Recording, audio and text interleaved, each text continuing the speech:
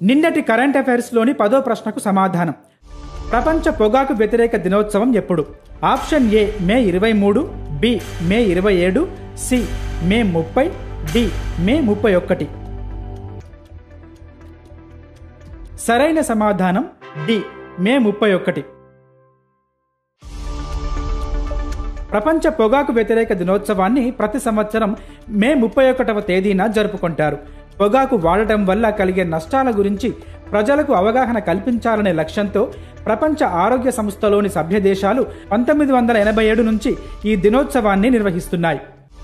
మొదటి ప్రశ్న, ప్రభుత్వ కాంట్రాక్టు ఉద్యోగుల్లో మహిళలకు 33% రిజర్వేషన్ కల్పించిన రాష్ట్రం ఏది? Option A Karnataka, B Maharashtra, C Odisha, D Bihar. సరైన సమాధానం ఏ కర్ణాటక.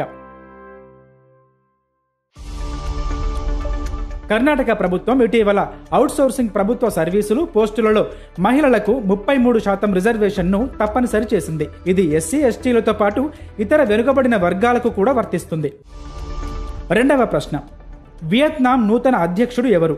ఆప్షన్ ఏ లామ్ జాకిర్, B To Lam, C Vo Van Thuong, D Carl Thayer. సరైన సమాధానం బి టో లామ్. వియత్నాం నూతన అధ్యక్షుడిగా టో లామ్ ఎన్నికయ్యారు. మే 22న వియత్నాం నేషనల్ అసెంబ్లీ 62 ఏళ్ల లో థామ్ను కొత్త అధ్యక్షుడిగా ఏకగ్రీవంగా ఎన్నుకుంది. గతంలో ఈయన స్థానంలో వో వాన్ తుంగ్ ఉన్నారు.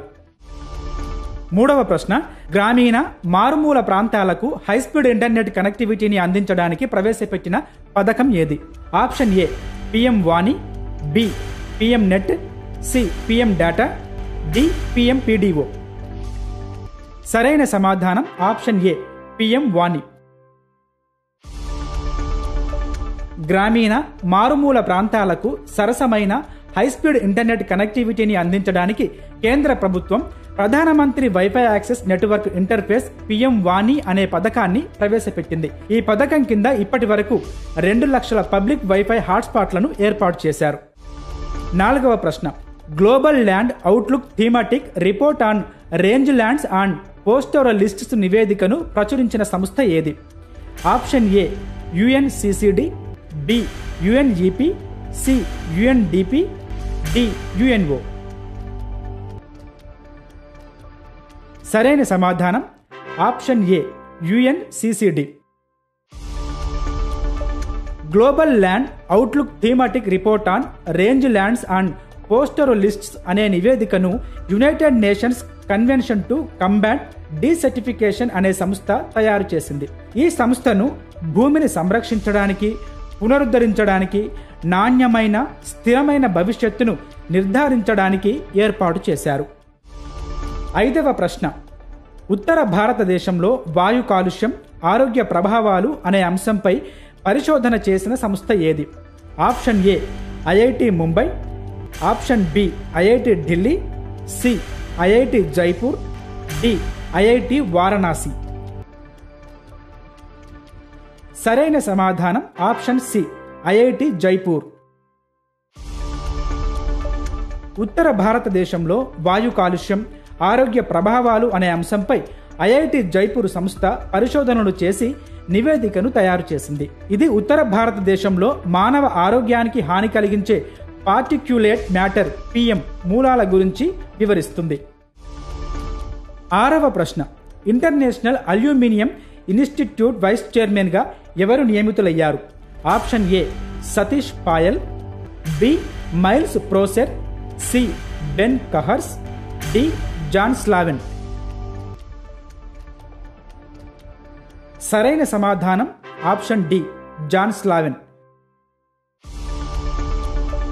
ఇంటర్నేషనల్ అల్యూమినియం ఇన్స్టిట్యూట్ వైస్ చైర్మన్గా Vedanta aluminium chief executive officer అయిన జాన్ స్లావెన్ నియమితులయ్యారు. ఈ ఇన్స్టిట్యూట్ను 1972లో స్థాపించారు. ప్రపంచ ప్రైమరీ అల్యూమినియం పరిశ్రమకు ప్రాతినిధ్యం వహిస్తున్న ఏకైక సంస్థ కూడా ఇదే. ఏడవ ప్రశ్న, travel and tourism development index 2024ని ఇటీవల ఏ సంస్థ విడుదల చేసింది? Option A UNESCO, B World Economic Forum, C ప్రపంచ బ్యాంక్, డి ఐక్యరాజ్య సమితి. సరైన సమాధానం option B World Economic Forum. Travel and tourism development index 2024ని ఇటీవల వరల్డ్ ఎకనామిక్ ఫోరం అనే సంస్థ విడుదల చేసింది. ఈ నివేదిక ప్రకారం యుఎస్ మొదటి స్థానంలో ఉండగా దిగువ మధ్య ఆదాయ విభాగంలో దక్షిణాసియాలో భారత్ అగ్రస్థానంలో ఉంది. 8వ ప్రశ్న. షా ప్రైజ్ అనే ప్రతిష్టాత్మక అవార్డును అందుకున్న భారత శాస్త్రవేత్త ఎవరు? Option A YV Krishnachari, B H Ramanjaneyulu, C R Kulkarni, D Peter Mukund. సరైన సమాధానం ఆప్షన్ సి ఆర్ కులకర్ణి. ఖగోళ శాస్త్రంలో ప్రతిష్టాత్మక షా ప్రైజ్ అవార్డును భారత సంతతికి చెందిన ఆర్ కులకర్ణి అందుకున్నారు. గామా కిరణాల పేలుళ్లు, సూపర్ నోవా, అంతరిక్ష వస్తువుల పరిశీలన తదితర అంశాల్లో పరిశోధన చేసినందుకు ఆయనకు ఈ అవార్డు లభించింది. ఆయన కాలిఫోర్నియా ఇన్స్టిట్యూట్ ఆఫ్ టెక్నాలజీలో ప్రొఫెసర్గా పనిచేస్తున్నారు. 9వ ప్రశ్న. పాలస్తీనాను స్వతంత్ర దేశంగా గుర్తిస్తున్నట్లు ప్రకటించిన దేశాలు ఏవి?